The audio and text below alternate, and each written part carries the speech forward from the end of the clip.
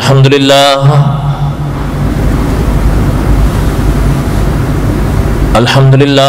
نحمده ونستعینه ونستغفره ونؤمن به ونتوکل علیہ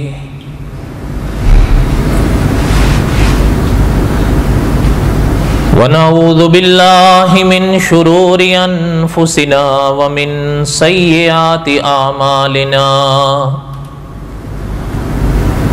من يهده الله فلا مضل له ومن يضلله فلا هادي له وأشهد أن لا إله إلا الله وحده لا شريك له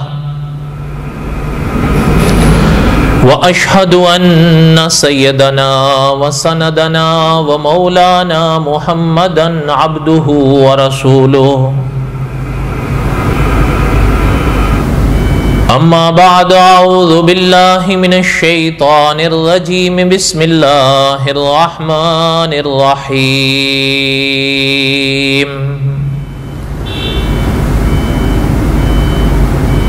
الف لام را تلک آیات الکتاب المبین اِنَّا أَنزَلْنَاهُ قُرْآنًا عَرَبِيًّا لَعَلَّكُمْ تَعْقِلُونَ نَحْنُ نَقُصُّ عَلَيْكَ أَحْسَنَ الْقَصَصِ بِمَا أَوْحَيْنَا إِلَيْكَ هَذَا الْقُرْآنَ وَإِن كُنتَ مِن قَبْلِهِ لَمِنَ الْغَافِلِينَ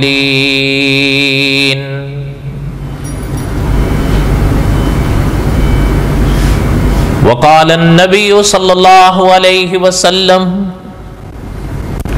أنا آخر الأنبياء وأنتم آخر الأمم صدق الله العظيم وبلغنا رسوله النبي الكريم ونحن على ذلك لمن الشاهدين والشاكرين والحمد لله رب العالمين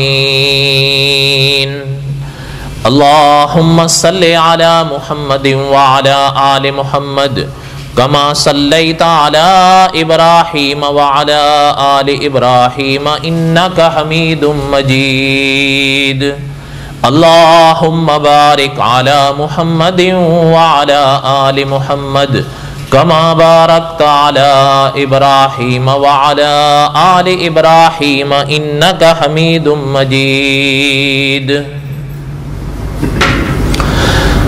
ہما قسم کی حمد و ثنا اللہ ذات لم یزل لا یزال کی پاک ذات کے لیے صدق دل سے لا تعداد مرتبہ درود و سلام امام الانبیاء حضرت محمد الرسول اللہ صلی اللہ علیہ وسلم کی پاک ذات کے لیے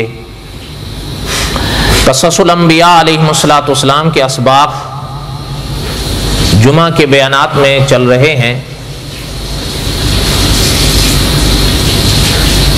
گزشتہ جمعہ یہاں پر مناظر ختم نبوت مولانا شاہ عالم صاحب کا جمعے کا بیان تھا، اس لیے ناغہ رہا۔ گزشتہ سے پوستہ جمعہ جہاں ہم نے سبق چھوڑا تھا تھوڑے سے اعادے کے ساتھ اس کو پڑھیں گے انشاءاللہ تاکہ ضرورت بھی پوری ہو جائے اور ذہن بھی تازہ ہو جائے۔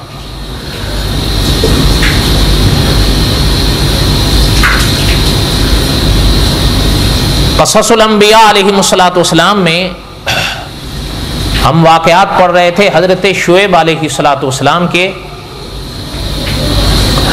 اور آج کے اس درس میں تقریباً وہ آیات آئیں گی انشاءاللہ جو حضرت شعیب علیہ السلام کی اس تقریر پر مشتمل ہیں جو حضرت شعیب علیہ السلام نے اپنی قوم کے سامنے فرمائی تھی۔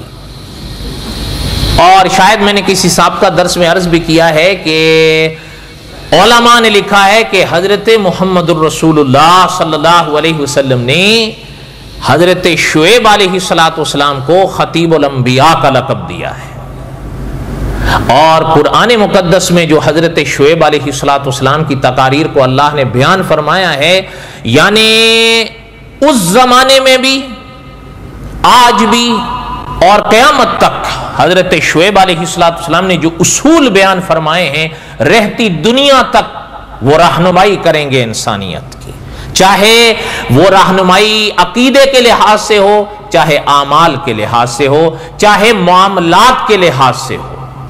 اس لیے کہ علماء نے لکھا ہے کہ یہ مسئلہ عقیدے سے تعلق رکھتا ہے کہ نبوت یہ اللہ کا انتخاب ہوتا ہے، اور اللہ ذو الجلال والاکرام جن کو نبی منتخب فرماتے ہیں وہ عقل کے لحاظ سے، صورت کے لحاظ سے، سیرت کے لحاظ سے، فہم کے لحاظ سے، سمجھ کے لحاظ سے، ہر لحاظ سے پوری دنیا میں ممتاز ہوتے ہیں، اس لیے کہ خدا کے نبی اللہ کا انتخاب ہوتے ہیں۔ نبوت یہ وہبی چیز ہوتی ہے، پہلے بھی کہیں ہم نے پڑھا ہے درس میں، یہ کسبی چیز نہیں ہے، انسان محنت سے نبی نہیں بن سکتا، نبی وہی ہوئے ہیں جن کا انتخاب اللہ نے فرمایا ہے۔ یہاں تک بات سمجھ میں آئی؟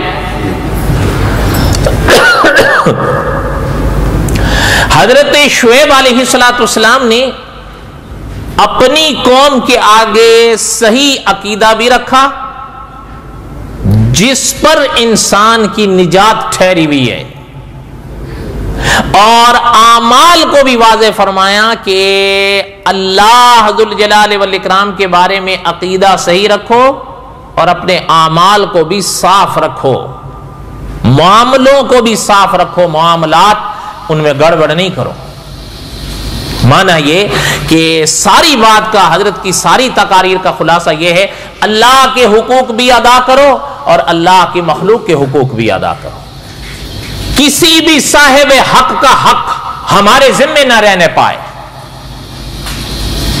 آقا صلی اللہ علیہ وسلم نے فرمایا کہ آتی کل ذی حق حقہ، ہر حقدار کا حق ادا کرو، یہ حضور کا فرمان ہے صلی اللہ علیہ وسلم۔ اور علماء نے لکھا ہے کہ حق اللہ کا ہے تو وہ بھی ادا کرو، حق اللہ کے کسی بندے یا بندی کا ہے تو وہ بھی ادا کرو، یہاں تک کہ علماء نے لکھا ہے اگر حق اللہ کے بخشے ہوئے اس وجود کا ہے تو بھی ادا کرو، نہ اللہ کا حق ذمہ رہے نہ اللہ کی کسی مخلوق کا حق ذمہ رہے۔ مخلوق میں پھر دونوں حصے آئیں گے، ہمارا اپنا وجود بھی آئے گا اور سامنے والے بھی آئیں گے، جنہیں حقوق کہتے ہیں۔ ورنہ حقیقت تو یہ ہے کہ جیسے شاید کسی سابقہ درس میں نے عرض کیا تھا کہ مدرس حرم فرماتے ہیں کہ تہجد کے 2 رکعت پڑھنے کوئی مشکل نہیں ہے، وضو کرے انسان پڑھ لے، اشراق کی 2 رکعتیں بھی پڑھنے کوئی مشکل نہیں ہے، انسان کا پتہ چلتا ہے حقوق کے وقت، معاملات کے وقت، کہ معاملے پہ وہ انسان کھرا اترتا ہے یا کھوٹا۔ حضرت شعیب علیہ السلام کی قوم میں علماء نے لکھا ہے دونوں بیماریاں تھیں، عقیدے کی بھی آئی اور معاملات کی بھی آئی، عقائد میں بالکل گئے گزرے ہوئے اور معاملات میں بھی بالکل گئے، جبکہ مالی لحاظ سے بھی میں نے کسی سابقہ درس میں عرض کیا تھا کہ علماء نے لکھا مالی لحاظ سے بھی ٹھیک ٹھاک تھے، بلکہ علماء نے لکھا ہے کہ اس زمانے کے تاجر تھے اور کامیاب تاجر تھے، اور جن وادیوں میں وہ رہا کرتے تھے، علماء تاریخ نے لکھا ہے کہ آج بھی کتابیں پڑھنے سے پتہ چلتا ہے کہ جن وادیوں میں ان کا بسیرا تھا وہ پھولوں سے لدی ہوئی وادیاں ہوتی تھی، کوئی انسان اگر وہاں آ جاتا تھا دنگ رہ جاتا تھا، مال ان کے پاس، بہاریں ان کے پاس، اس کے باوجود غلط چیزوں میں پڑ گئے۔ اب حضرت شعیب علیہ السلام نے جب بہت سمجھایا تو یہاں تک آگے چلے گئے کہ حضرت شعیب سے کہنے لگے کہ الصلاۃ تأمرک، آپ کی نماز آپ کو یہی حکم دیتی ہے، آپ کی نماز آپ کو یہی سکھاتی ہے۔ یہ سب خیر ہم پہلے پڑھ چکے ہیں۔ حضرت شعیب علیہ السلام سے جو انہوں نے گفتگو کی، حضرت شعیب علیہ السلام نے ان کو جواب میں ارشاد فرمایا، قال یا قوم ارائیتم ان کنت علی بینۃ من ربی वरज़क़नी मिन्हु रिज़्क़न हसना। हजरत शुएब ने फरमाया कि मेरी बात को सुनो, अगर अल्लाह की तरफ से हम सीधे रास्ते पर हैं, बुरहान पर हैं, तो और अल्लाह की तरफ से, कुदरत की तरफ से जो रिज्क से नवाजा गया है अल्लाह ने, जो नवाजा है अल्लाह ने। अच्छा, यहां पर उलमाए मुफस्सरीन ने लिखा है कि हजरत शुएब अलैहिस्सलाम, उनको खुलासा ही सुने, अब वक्त नहीं है, पहले भी दर्स लंबा हो रहा है। हजरत शुएब अलैहिस्सलाम की इन पाक जुमलों का उलमा ने दो माने लिखे हैं रिज्क के हवाले से। फरमाया एक तो ये रिज्क जिसे आप और हम रिज्क कहते हैं। हजरत शुएब अलैहिस्सलाम की बात का माना यह था कि जब कुदरत ने इतने रिज्क से नवाजा हुआ है तो क्या जरूरत है धोखेबाजी करने की। वैसे भी ये जायज नहीं है, ये तो बिल्कुल पक्की बात है, तयशुदा बात है, लेकिन ये बात तो और अपील कर रही है और दो चार की तरह समझ आ रही है कि जब इतनी नेमतों से कुदरत ने नवाज रखा है तो फिर क्या जरूरत है धोखा करने की। क़ाल या क़ौमी अरायतुम इन कुन्तु अला बय्यिनतिम मिर रब्बी वरज़क़नी मिन्हु रिज़्क़न हसना। कुदरत की तरफ से हम सीधे रास्ते पर हैं, ये अल्लाह की इनायत है। कुदरत ने नेमतों से नवाज रखा है, रिज्क से नवाज रखा है। अच्छा, बाद अकाबिर ने फरमाया यहां ऐन मुमकिन है कि रिज्क से मुराद हजरत शुएब ने नबुव्वत ली हो, इसलिए कि उलमा ने लिखा है रिज्क का फकत ये माना नहीं है जिसे आप और हम रिज्क कहते हैं। आप और हम रिज्क किसको कहते हैं? जो खाया जाए या पिया जाए, आप और हम उसे रिज्क। लेकिन उलमा ने लिखा है तहकीक है ये रिज्क सिर्फ इन दो जुमलों में बंद नहीं है, रिज्क के और भी बहुत सारे माने हैं। इसलिए उलमा ने लिखा है ये ऐन मुमकिन है कि हजरत शुएब की मुराद यहां पर नबुव्वत से हो, कि अगर कुदरत ने नबुव्वत बख्शी है और अपनी इनायत से सीधे रास्ते पर बुरहान से रखा है,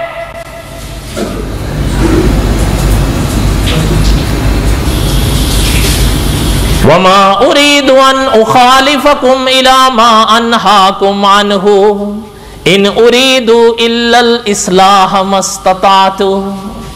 हजरत शुएब के अल्फाज देखें, फरमाया कि देखो जिन राहों से हम तुम्हें मना करते हैं, सवाल नहीं पैदा होता कि तुम्हारे पीठ के पीछे हम खुद उन राहों पर चलना शुरू हो जाए ना।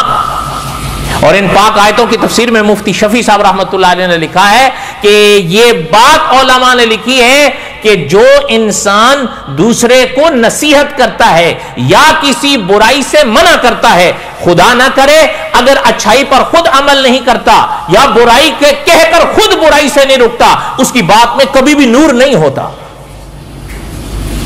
उसकी बात असर ही नहीं करती। सही बात है, गलत बात है। हजरत शुएब ने फरमाया ये कैसे हो सकता है कि हम तुम्हें एक शय से मना करें और तुम्हारी पीठ के पीछे वो हम खुद करने लगे। ऐसा नहीं, हाँ हमारा मकसद इस्लाह मुआशरा है वहां तक जहां तक हमारे बस में। ये मैंने दो चार की तरह खुलासा कर दिया है जो उलमा ने, वरना हजरत शुएब की ये तकरीर तो हकीकत ये है तकारीर पर मुश्तमिल है। वैसे तो नहीं आका सल्लल्लाहु अलैहि वसल्लम ने हजरत शुएब को खतीबुल अंबिया का लक़ब दिया है। और खतीब की शान क्या होती है? आपने नाम सुना होगा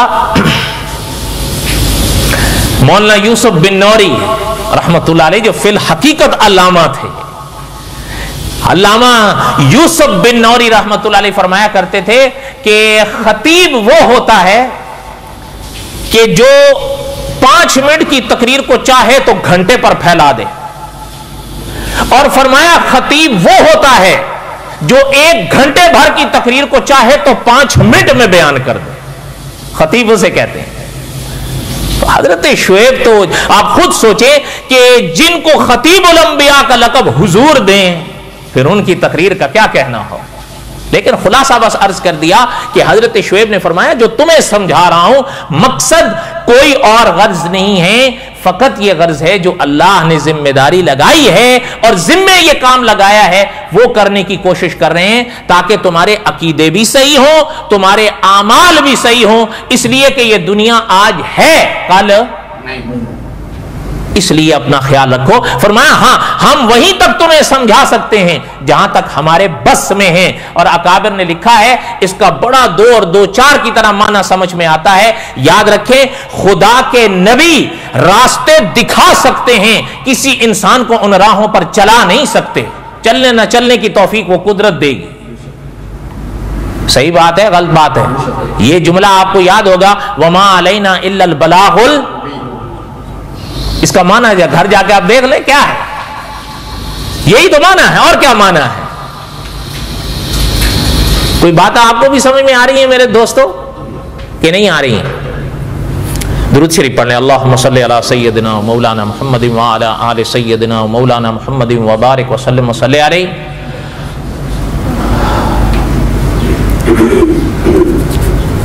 وما اريد ان اخالفكم الى ما انهاكم عنه ان اريد الا الاصلاح ما استطعت وما توفيقي الا بالله علیہ توکلت والیہ انیب. حضرت شعیب نے فرمایا ہاں یہ بات ضرور سن لو, ہم وہی کام کر سکیں گے, اتنا ہی کر سکیں گے جس کی توفیق وہ خدا دیں گے. خدا نہیں چاہے گا تو ہم کچھ نہیں کر سکیں گے. اور آگے حضرت شعیب نے فرمایا ہمارا بھروسہ بھی انہی پر ہے اور ہر معاملے میں ہمارا رجوع بھی اسی کی طرف ہے. یہاں دیکھیں پیغمبر عقیدہ بھی کیسے بنائے جا رہے ہیں ساتھ ساتھ میں, یعنی ہر اس جھول کو اٹھا رہے ہیں کہ جو عقیدے میں بیٹھا ہو, یا ہر اس جھول کو اٹھانے کی کوشش کر رہے ہیں جو اعمال میں بیٹھا ہوا. بھروسہ کس پر کرنا چاہیے؟ اکابر نے ان آیات کے مواقع پر لکھا ہے کہ معنی یہ ہے جو آپ کے اور ہمارے بس میں ہو اس کو کرو, نتیجہ خدا پر چھوڑ دو. اور اسی کو آسان جملوں میں مولانا حق نواز جھنگوی مرحوم فرمایا کرتے تھے کہ صحیح عمل اور صحیح بات کر کے بھروسہ خدا پہ کر چھوڑ.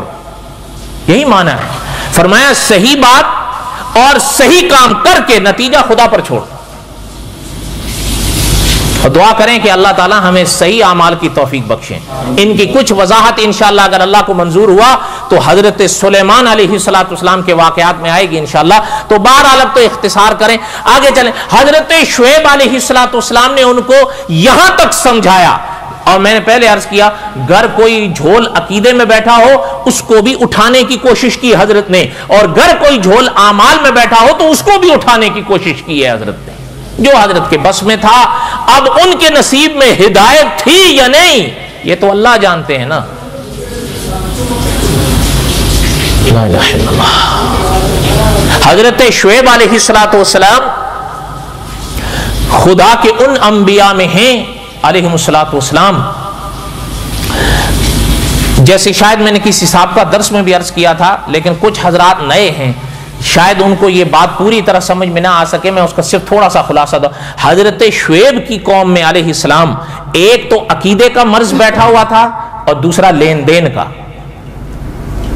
معاملات لین دین اس میں گڑبڑ کر جاتے تھے. یہ ساری تقریر میں حضرت شعیب علیہ السلام ان کو سمجھا رہے ہیں کہ عقیدے کے لحاظ سے بھی کوئی جھول نہ رکھو اور اعمال میں بھی کوئی جھول نہ. وَيَا قَوْمِ لَا يَجْرِمَنَّكُمْ شِقَاقِي أَن يُصِيبَكُمْ.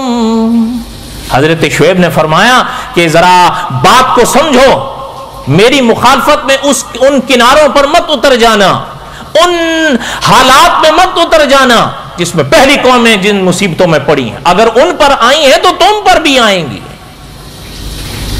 وَيَا قَوْمِ لَا يَجْرِمَنَّكُمْ شِقَاقِي أَن يُصِيبَكُمْ مِثْلُ مَا أَصَابَ قَوْمَ نُوحٍ. حضرت شعیب علیہ السلام نے فرمایا کہ میری مخالفت میں اس نتیجے تک نہ جا پہنچنا کہ جیسے مصیبت پہلی قوموں پر آئی تو تم پر بھی آئے گی. اور پہلی مثال حضرت شعیب نے دی ہے قوم نوح کی کہ جیسے ان پر عذاب آیا اگر تم باز نہیں آؤ گے تو تم پر بھی آ سکتا ہے. صحیح بات ہے یا نہیں؟ وَيَا قَوْمِ لَا يَجْرِمَنَّكُمْ شِقَاقِي أَن يُصِيبَكُمْ مِثْلُ مَا أَصَابَ قَوْمَ نُوحٍ أَوْ قَوْمَ هُودٍ أَوْ قَوْمَ صَالِحٍ تینوں کو حضرت لے آئے ہیں. فرمایا کہ اگر تم باز نہیں آؤ تو دیکھو میری مخالفت میں اس حد تک نہ چلے جانا کہ جیسے ان اقوام پر جو عذاب آئے تم پر بھی آئیں گے, جو ان پر مصیبتیں آئی ہیں تم پر بھی آئیں گی, جو ان پر قہر ٹوٹے ہیں تم پر بھی ٹوٹ سکتے ہیں. وَمَا قَوْمُ لُوطٍ مِّنْكُمْ بِبَعِيدٍ. اب حضرت لوط کو فرمایا قوم لوط تو تم سے کوئی دور نہیں ہے. اچھا علماء نے لکھا ہے حضرت کے اس اشارے کا معنی دو طرح سے ہو سکتا ہے, ایک اور دونوں لحاظ سے ہو سکتا ہے. ایک کہ قوم لوط قوم شعیب سے زمانے کے لحاظ سے بھی دور نہیں, قریب تھی, اور علاقے کے لحاظ سے بھی دور نہیں, قریب تھی. یہ دونوں معنی ممکن ہیں. حضرت شعیب علیہ السلام نے فرمایا کہ قوم لوط تو کوئی تم سے دور نہیں ہے, انہی کو دیکھ لو. انہوں نے جب اللہ کی بات کی نافرمانی کی تو کیا نتیجہ نکلا ہے وہ سب ہم پڑھ چکے ہیں. یہاں تک حضرت شعیب کی بات سمجھ میں آئی. اچھا ایک بات چلتے چلتے سنیں, علماء نے لکھا ہے یہ بات صرف حضرت شعیب کے اس زمانے تک نہیں ہے. اگر وہ اقوام یا حضرت شعیب کی قوم خدا کے پاک فرامین کے نافرمانیاں کر کر برباد ہو سکتی ہیں تو پھر آپ اور ہم بولو نا, ہمیں کھلی چھٹی ہے. ہاں یہ اپنا یاد رکھا کریں کہ یہ وہ اکابر فرماتے ہیں نا کہ صدقہ ہے محمد الرسول اللہ کی دعاؤں کا کہ یہ پوری امت تو لپیٹ میں نہیں آئے گی لیکن افراد تو آ سکتے ہیں. آ سکتے ہیں یا نہیں بولو, افراد تو آ سکتے ہیں. اس لیے اپنے عقیدوں کا بھی خیال رکھو اور اپنے اعمال کا بھی خیال رکھو. رکھنا چاہیے یا نہیں؟ اور آگے حضرت فرما, اور دیکھیں پیغمبر ہے نا, بات میں کسی لحاظ سے بھی میزان اوپر نیچے نہیں ہونے جا رہا, ہر لحاظ سے پیغمبر میزان کو برابر رکھتے ہیں. حضرت شعیب نے آگے وَاسْتَغْفِرُوا رَبَّكُمْ ثُمَّ تُوبُوا إِلَيْهِ, فرمایا اپنے رب سے اپنے گناہوں کی بخشش مانگو. مانا یہ خدا نہ کرے اگر نافرمانیاں ہو گئی ہیں تو توبہ کا دروازہ اب بھی کھلا ہے, اب بھی آ جاؤ, دیر کوئی نہیں ہوئی ہے. بلکہ اکابر فرماتے ہیں ہمارے اور آپ کے آنے میں دیر ہو سکتی ہے, اس رب کے راضی ہونے میں دیر نہیں ہو سکتی. وَاسْتَغْفِرُوا رَبَّكُمْ ثُمَّ تُوبُوا إِلَيْهِ, اسی کی طرف توبہ کرو, اسی کی طرف رجوع کرو. اب حضور نے بھی فرمایا کہ توبہ کا دروازہ کھلا ہے. اس وقت سے پہلے پہلے توبہ کا سبق حضور نے دیا ہے. وہ وقت چاہے وہ غرغرے کی صورت میں آئے یا چاہے اس در توبہ کے دروازے کے بند کرنے ہونے کی صورت میں آئے, انبیاء کا سبق یہ ہے کہ ان دروازوں کے اور ان مرحلوں کے آنے سے پہلے پہلے توبہ کرو, تب توبہ کا اعتبار ہے. اس لیے بالکل مایوس ہونے کی ضرورت کوئی نہیں, بلکہ علماء نے لکھا ہے شیطان ابن آدم کے دل میں مایوسیاں پیدا کرتا, وہ اتنا گناہ یہ وہ نہ. مولانا اشرف علی تھانوی رحمت اللہ علیہ لکھتے ہیں آپ اور ہم اگر بہت بھی گناہ کر لیے ہیں, آپ کے اور ہمارے گناہوں کی ایک حد ہے, اس پاک ذات کی بخشش اور رحمت کی کوئی حد نہیں ہے. مایوس نہ, وہ تو خود جب فرما گئے لا تقنطوا من, تو پھر تو بات ہی ختم ہو گئی جب وہ خود ذات فرما رہی ہے کہ ہماری رحمت سے. اور حضرت یعقوب نے کیا فرمایا تھا وہ تو آپ پڑھ چکے ہو نا کہ اس پاک ذات سے مایوس صرف کافر ہوا کرتے ہیں, یا آپ بھول گئے؟ حضرت یعقوب نے کیا فرمایا تھا اپنے بیٹوں سے کہ اس پاک ذات سے مایوس صرف کافر ہوتے ہیں. اس لیے حضرت شعیب علیہ السلام بھی اپنی قوم سے فرما رہے ہیں کہ یہ نہیں گھبراؤ کہ اب تک یہ وہ جو ہو, اگر گناہ ہو گئے ہیں تو توبہ کا دروازہ بھی تو کھلا ہوا ہے. وَاسْتَغْفِرُوا رَبَّكُمْ ثُمَّ تُوبُوا إِلَيْهِ, فرمایا بخشش مانگ لو اللہ سے. اللہ تعالیٰ سے جب تم توبہ کرو گے, بخشش مانگو گے, رجوع کرو گے, جھک جاؤ گے, تو مدرس حرم فرماتے ہیں کہ اس پاک ذات کی درگاہ کی شان یہ ہے جتنے جھکتے جاؤ گے اتنے ہی اٹھتے جاؤ گے. ان ربی رحیم ودود, یہاں پر آیت ختم فرمائی حضرت شعیب علیہ السلام کی تقریر کی اس مرحلے پر. فرمایا ان ربی رحیم ودود, فرمایا ہمارا رب وہ ہے جو رحیم بھی ہے ودود بھی ہے. رحیم کا معنی تو آپ جانتے ہو نا, کئی بار سن چکے ہو. ودود کس کو کہتے ہیں؟ علماء نے لکھا ہے ودود اس ذات کو کہتے ہیں کہ انسان سے گناہ ہو جائے اور انسان آ جائے اور کہہ دے اللہ مجھ سے غلطی ہو گئی، مجھ سے قصور ہو گیا، آپ معاف کر دیں۔ علماء نے لکھا ہے جب بس انسان کے اتنے کہنے کی دیر ہے، اللہ تعالیٰ نہ صرف یہ کہ معاف کر دیں، معاف کرنے کے بعد اپنے اس بندے سے محبت کرنے لگتے ہیں، اس کو ودود کہتے ہیں۔ آپ جا کے معنی پڑھ لو۔ اور میں نے پہلے کہا ویسے تو نہیں آقا صلی اللہ علیہ وسلم نے حضرت شعیب کو خطیب الانبیاء کا لقب دیا ہے۔ صفات دیکھیں حضرت شعیب قوم کے آگے کون سی لائے ہیں، ان ربی، رب کی بھی لائے ہیں، ان ربی رحیم ودود، فرمایا وہ بے انتہا بخشش کرنے والے ذات ہیں جن کو یعنی کیا شان پیغمبر، اور آگے فرمایا ودود وہ ایسی ذات ہے کہ جو معاف، نہ صرف یہ کہ معاف کرتی ہے، معاف کرنے کے ساتھ ساتھ محبت کرتی ہے۔ بس دیر جو کچھ ہے نا ہماری طرف سے، صحیح بات ہے غلط بات ہے، بولو اور بولو تو صحیح، تو توبہ کرو گے یا نہیں کرو گے، اور بولو تو صحیح۔ اس لیے قاری عبدالحی عابد صاحب رحمۃ اللہ علیہ ایک سبق ہمیں پڑھایا کرتے تھے، جب حضرت درس دیا کرتے تھے تو حضرت فرمایا کرتے تھے، وہ صرف میرے لیے نہیں سب کے لیے ہے۔ حضرت فرمایا کرتے تھے 24 گھنٹے کی زندگی میں جہاں اللہ تعالیٰ آپ کو توفیق دیں فرض نماز وغیرہ پڑھنے کی، تو کوشش کیا کرو 24 گھنٹے میں 2 رکعت صلاۃ التوبہ کی نیت سے بھی پڑھ لیا کرو، اور ان کے بعد کہہ دیا کرو ہاتھ اٹھا کے، اپنی زبان میں کہا کرو کہ اللہ ہم سے جو گناہ ہو گئے آپ سے معافی مانگتے ہیں، آپ معاف کر دیں۔ حضرت فرمایا کرتے تھے یہ کہنے کی دیر ہے اللہ تعالیٰ اسی لمحے معاف کریں گے، شرط یہ ہے ہم کچھ کریں تو صحیح، ورنہ ہم جہاں پڑے ورنہ جو ہے اپنا آپ کو یاد ہوگا کہ خدا کے ایک نیک دل ولی، ابھی میں پورا واقعہ تو نہیں عرض کروں گا، لیکن خدا کے ایک نیک ولی کا وہ خلاصہ مجھ سے بہتر آپ کو یاد ہے کہ ایک خاتون کے کو انہوں نے پیسے دیے، وہ بیچاری بس وہ کسب والا حال تھا، لیکن اللہ تعالیٰ رحم فرمائے۔ اچھا اب جب انہوں نے بھی پیسے دیے تو ظاہر بات ہے وہ وقت انہوں نے اس کا خرید لیا، وہ کہنے لگی کہ اس وقت سے اس وقت تک جو آپ کہیں گے میں وہ کروں گی۔ انہوں نے فرمایا ٹھیک ہے۔ اچھا حضرت کے کندھے پر ایک چادر تھی یا پاس جانما بچھا دی، فرمایا جا کے نہا کر آؤ۔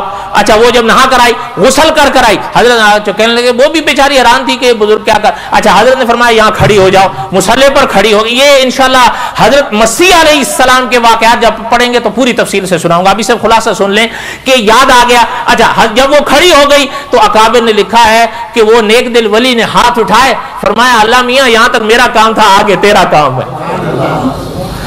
اچھا اب وہ جب اکابر نے لکھا ہے کہ وہ جب خاتون پہلے تو پڑھتی رہی نا، لیکن نماز میں سجدہ وہ مقام ہے کہ حضرت مجذوب فرمایا کرتے تھے کہ جب میں اس پیشانی کو جھکا کے زمین پہ لگا دوں، اسی زمین کو آسمان کر دوں، اس لیے کہ انسان تو تبھی اٹھتا ہے نا۔ اور حضور نے کیا فرمایا کہ پاک خدا کی ذات کے انسان سب سے زیادہ قریب کب ہوتا ہے، بولو۔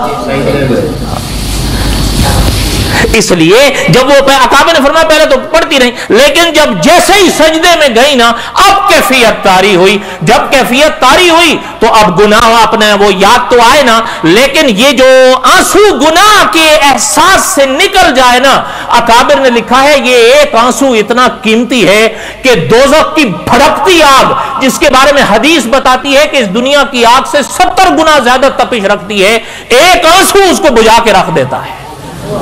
اس لیے وہ جب لیٹ گئے سجدے میں گئی نا وہ کیفیت آئی۔ بعض اکابر نے ان کے جملوں کا بڑا عجیب معنی لکھا ہے کہ گھر میں اپنا اکابر نے لکھا ہے کہ جب وہ سجدے میں گئیں اور وہ کیفیت طاری ہوئی، اور بعض اکابر نے ان جملوں کو اپنی منہج پر بیان کیا ہے کہ گر تو نے میرا مقدر نبت، یہ معنی ہے یاد رکھیے گا، مفہوم ہے، گر تو نے میرا مقدر نہ بدلا، بتا پھر یہ کامل نظر کس لیے ہے، اگر تو نے میرا مقدر نہ بدلا، بتا پھر یہ کامل نظر کس لیے ہے، اگر یوں ہی لوٹ جائیں اس کا بقایا تتمہ انشاءاللہ حضرت مسیح علیہ السلام کے واقعات میں آئے گا. کہنے کا مقصد صرف یہ ہے کہ اکابر نے یہ اسباق لکھے ہیں کہ دعا کیا کریں کہ اللہ تعالی ہمیں بھی یہ دل نصیب فرمائے. توبہ کرو گے یا نہیں؟ یہ دیکھیں نا، یہ اکابر کے سکھائے ہوئے تو اسباق ہیں، یہ تو اپنی طرف سے تھوڑے کہہ رہے کہ یعنی اکابر نے فرمایا وہ بیچاری کسبی تھی، لیکن اس کا حال یہ جب طاری ہوا تو دل سے جو ندا نکلتی ہے نا وہ قدرت سنتی ہے اور ضرور سنتی ہے. اگر تو نے میرا مقدر نہ بدلا بتا پھر یہ کامل نظر کس لیے ہے. وہ پاک ذات کی تو نظر ہے کہ اکابر نے فرمایا ایک بار اس پاک ذات کے در پر آ کر تو دیکھو، جھک کر تو دیکھو، جتنا ہی اس پاک ذات کی درگاہ پہ جھکتے جاؤ گے اتنے ہی اٹھتے جاؤ. لیکن سچے دل سے توبہ کرو، میں بھی اور آپ بھی. اچھا ایک آخری بات عرض کروں، یہ قصص الانبیاء تو انشاءاللہ چلتا رہے گا، کوئی بات ہمارے پلے بھی تو پڑے نا، لیکن ایک بات ذہن میں رکھیں، اگر خدا کے حقوق ذمے ہیں ان کو بھی ادا کرو. توبہ کی دو قسمیں ہیں، ایک اجمالی توبہ ہوتی ہے، یا اللہ مجھے معاف فرمائے، یہ اجمالی توبہ ہے. ایک تفصیلی توبہ ہوتی ہے کہ توبہ کے بعد جو حقوق خدا کی پاک ذات کے ذمے ہیں وہ بھی ادا کرو اور خدا کی پاک مخلوق کے ہیں تو ان کو بھی ادا کرو. اجمالی توبہ سے تفصیلی توبہ ادا نہیں ہوتی، یاد رکھیے گا. اس کا کیا معنی ہے؟ اگر آپ کے ذمے فجر کی 2 رکعتیں رہتی ہیں، اجمالی توبہ سے گناہ معاف ہوگا، وہ 2 رکعتیں ساقط نہیں ہوں گی، وہ تبھی ہوں گی جب آپ ان 2 رکعتوں کو قضا کریں گے. اور یاد رکھیں یہاں کی 2 رکعتیں قضا ہوئیں، آپ کو قدرت حرم لے گئی، حرم میں آپ نے اگر ساری نمازیں جماعت کے ساتھ پڑھ دیں، نوافل پڑھتے رہے، یہ 2 رکعتیں ان سے ادا نہیں ہوں گی. کب تلک؟ قضا نہیں کریں گے. اور جن کسی خدا کے بندے کا حق اپنے ذمے ہے وہ بھی اجمالی توبہ سے ادا نہیں ہوگی. میں نے تو توبہ کر لی، نہیں، وہ ادا کرنا پڑے. گناہ معاف ہو جانا الگ بات ہے، حقوق ذمے سے ساقط نہیں ہوتے. یہ حضرت تھانوی نے لکھا ہے رحمت اللہ علیہ. اور حقوق میں صرف آپ اور میں مسلمان نہیں ہوں گے، یہ بھی ہوں گے، یہ بھی، ان کا بھی اگر حق ذمے ہے ادا کرو. یہ آنکھیں بند ہونے سے پہلے کر جاؤ. اور ایک آخری بات، اگر ناراض نہ ہو تو قاری عبداللہ صاحب رحمۃ اللہ علیہ توبہ جب کروایا کرتے تھے، اگر ہاتھ تھوڑے سے میرے ساتھ اٹھا لیں تو حضرت یوں فرمایا کرتے، آپ بھی کر لو، ہاتھ میں کچھ آیا؟ حضرت پوچھا کرتے تھے ہاتھ میں کچھ آیا؟ فرمایا جن کے چہروں پہ ہے تو وہ تو آگے ہوگا، باقی بولو تو صحیح. تو بہرحال میں کوئی زیادہ سخت الفاظ تو نہیں کہتا، لیکن نوجوان جو ہیں کوشش کریں حضور صلی اللہ علیہ وسلم کی سنت پر عمل کریں. یہ حکمن واجب ہے، حضور کی سنت ہے یہ، لیکن اس سنت کا وہ معنی نہیں ہے جس میں آپ کو اختیار ہو. اس میں انسان کو اختیار نہیں. میں آپ سے پوچھتا ہوں عشاء کی کتنی رکھتے ہیں؟ 9 ہے نا ضروری. 4 عشاء کے فرض ہیں، ان میں اختیار ہے؟ بولو. 2 سنتوں میں اختیار ہے، 3 وطروں میں اختیار ہے، وہ پڑھنے ہی پڑھنے ہیں. علماء نے لکھا ہے یہ واجب کے درجے میں، اس میں انسان کو اختیار نہیں ہے. اچھا ایک چیز یہ تو نوجوان بھی خیال رکھیں، اور اپنا مولانا ادریس کاندلوی رحمت اللہ علیہ گزرے ہمارے ملک میں، دعا کریں اللہ تعالیٰ ان کی قبر پہ کروڑوں رحمت نازل فرمائیں. میں نے ان کی قبر کی زیارت کی جا کر، وہ بھی ایک لمبا قصہ ہے، کبھی آپ کو سناؤں گا. ہم نے اپنے استادوں سے سنا ہے کہ ہمارے ملک میں یہ وہ شخصیت گزری ہیں جو پوری بخاری کی حافظ تھی. حضرت نے سیرت مصطفیٰ میں غالباً لکھا ہے صلی اللہ علیہ وسلم کہ فرمایا جو بڑی عمر کے ہو جاتے ہیں نا لیکن حضور کی یہ سنت نہیں رکھتے، حضرت نے ان پر حیرانگی کا اظہار کیا ہے. صحیح کیا ہے غلط کیا ہے؟ کیوں؟ حضرت نے فرمایا اب اس کے بعد آپ دیکھیں نا، پہلے پیدائش ہوتی ہے، پھر لڑکپن ہوتا ہے، پھر نوجوانی ہوتی ہے، پھر جوانی ہوتی ہے، اور پھر بولو تو صحیح، اور بڑھاپے کے بعد اور مدرس حرم نے فرمایا ہے نا، حقیقت تو یہی، وہ تو مجھ سے بہتر آپ کو یاد ہوگا امیر صاحب، مدرس حرم فرماتے ہیں اور عجیب جملے فرمایا کہ جو جا کے نہ آئی وہ جوانی دیکھی، اور جو آ کے نہ کبھی گیا وہ بڑھاپا دیکھا. رکھو گے یا نہیں؟ وما علینا الا البلاغ المبین. سنتیں پڑھ لو، میری باتیں تو ختم ہوتی نہیں.